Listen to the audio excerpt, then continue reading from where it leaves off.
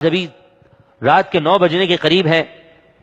میں آپ سے پوچھوں کہ رات کو 12 بجے سے لے کر جو وقت گزرا ہے ابھی تک جو ہے وہ تقریباً 21 گھنٹے گزرے ہیں.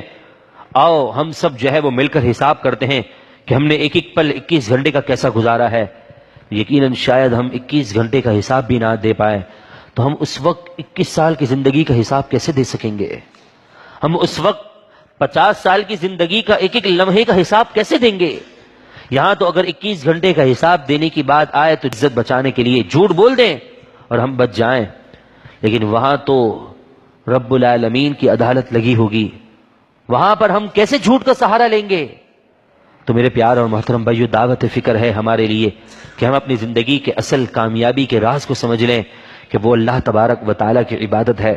اور میرے پیران پیر دستگیر شیخ عبد القادر جیلانی رحمت اللہ تعالی علیہ کیا فرماتے ہیں؟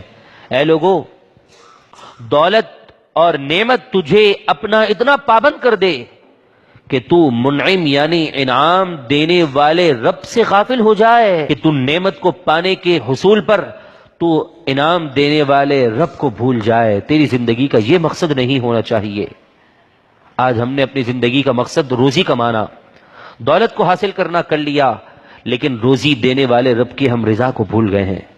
کامیابی نعمتوں کے حصول کے اندر نہیں، بلکہ جس نے تجھے نعمت دی ہے اس نعمت دینے والے رب عز و جل کی ذات کو راضی کرنے کا اصل تیری زندگی کا مقصد ہونا چاہیے. اور یہی زندگی کی کامیابی اور زندگی کے کامیاب ہونے کا راز ہے. میرے پیارے اور محترم بھائیوں، آج ہم کتنے دنیا کے اندر مگن ہو گئے. قبرستان سے گزرتے ہیں تو ہمیں رونا نہیں آتا. قبرستان کے اندر ہم اگر قبروں کی تختیوں کو پڑھیں تو ہمیں پتا چل جائے کہ سالوں سال سے یہاں ایک بندہ لیٹا ہے، ہم جیسا انسان تھا، ہماری زندگی کی طرح زندگی گزار رہا تھا، لوگوں کو منہ دیتا تھا، دولت کماتا تھا، لیکن آج یہ اکیلا تنہا پڑا ہے. بیلول دانا ایک بہت بڑے صوفی گزرے ہیں کہ ایک مرتبہ وہ قبرستان کے قریب بیٹھے ہوئے تھے کہ خلیفہ ہارون رشید کا وہاں سے گزر ہوا.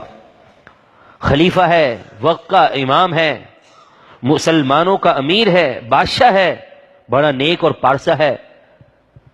بیلول دانا سے کہنے لگے، اے بیلول دانا، تم یہاں پر کیا کر رہے ہو؟ جنگل کی زندگی ہے، قبرستان قریب ہے، قبرستان سے ہٹ کر شہر میں آ کر آباد ہو جاؤ، میں تمہیں کوئی گھر کا بندوبست کر دیتا ہوں. بیلول دانا نے کیا پیارا جواب دیا، دل ہلا دینے کے لیے کافی ہے اگر ہم اس پر غور کریں. تو آپ کہنے لگے، اے بادشاہ، دنیا کے لوگ محلات کو چھوڑ کر یہاں آ رہے ہیں اور تو مجھے کہتا ہے کہ قبرستان کو چھوڑ کر شہر میں چلا جا. آج ہماری زندگی کا آخری جو مرحلہ ہے، آخری جو ہمارا گھر ہے وہ قبر ہے. سکندر ایک بادشاہ گزرا ہے، جب اس کا مرنے کا وقت قریب آیا تو اس نے لوگوں کو وصیت کی کہ جس طرح میں نے دیکھا ہے کہ لوگوں کو جب کفن پہنایا جا رہا ہوتا ہے تو ان کے ہاتھ اندر رکھے جاتے ہیں، لہذا میرے ہاتھ تم کفن سے باہر رکھنا. لوگ پریشان ہوئے، یہ کیا بات ہے؟ پوچھنے لگے، بادشاہ سلامت، کیا بات ہے کہ آپ خلاف عادت وصیت کر رہے ہیں کہ میرے ہاتھ کفن سے باہر رکھنا؟ یہ کیسی بات ہے؟ تو آپ کہنے لگے کہ اس لیے باہر رکھنا تاکہ میں بعد میں آنے والے لوگوں کے لیے ایک پیغام چھوڑ کر جاؤں کہ کتنا بھی مالدار ہو، کتنا دولت مند ہو، اس دنیا سے جو ہے وہ جاتا ہے تو اپنے ساتھ کچھ لے کر نہیں بلکہ خالی ہاتھ جا رہا ہوتا ہے. کہ میں بادشاہ ہوں، اتنی دولت ہے، پوری دنیا پر حکومت کرتا ہوں، لیکن میں بھی اس دنیا سے جا رہا ہوں تو اپنے ساتھ حویلی نہیں، اپنے ساتھ دھن دولت نہیں، بلکہ میں بھی خالی ہاتھ ایک چھوٹے سے کپڑے کے ٹکڑے کے ساتھ میں جا رہا ہوں. ہماری زندگی کیا ہے؟ ہماری زندگی کا آغاز اذان سے ہوتا ہے اور اختتام پر جنازہ پڑھا جاتا ہے. ہماری زندگی اذان اور جماعت کے درمیان کا وقت ہے.